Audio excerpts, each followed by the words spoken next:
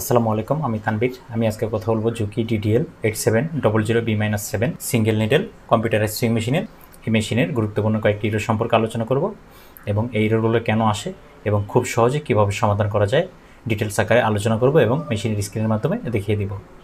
মূল ভিডিওতে যাওয়ার আগে আপনি যদি আমার চ্যানেলে নতুন হয়ে থাকেন অবশ্যই আমার চ্যানেলটিকে সাবস্ক্রাইব করে পাশে থাকা বেল আইকনটি বাজিয়ে দিন এবং এরকম আরও অনেক ইরর সম্পর্কে ভিডিও দেখতে আমার ইউটিউব চ্যানেল প্লে লিস্ট থেকে দেখে আসতে পারেন।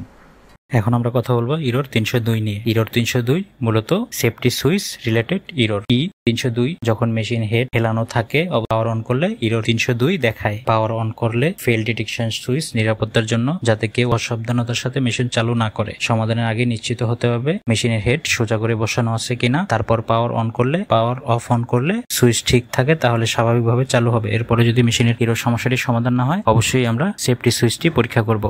যদি কোনো সমস্যা পাওয়া যায় অবশ্যই রিপেয়ার করার মাধ্যমে ইরর সমস্যার সমাধান করতে হবে। এখন আমরা কথা বলবো ইরর 303 নিয়ে। Error 303 semi circular plate sensor সমস্যা থাকলে ইরর 303 দেখায়।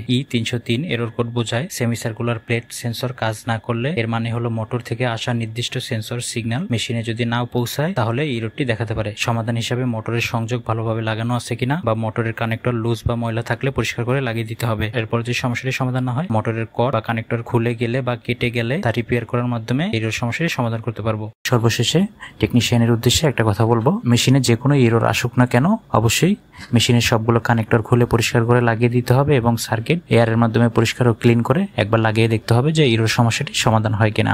ভিডিওটি ভালো লাগলে অবশ্যই লাইক করুন, কমেন্ট করে জানাতে পারেন আপনার প্রশ্ন এবং শেয়ার করে অন্য বন্ধুদের শেখার সুযোগ করে দিন।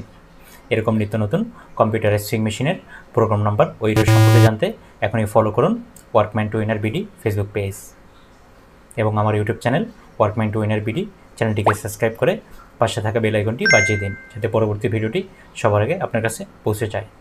ধন্যবাদ।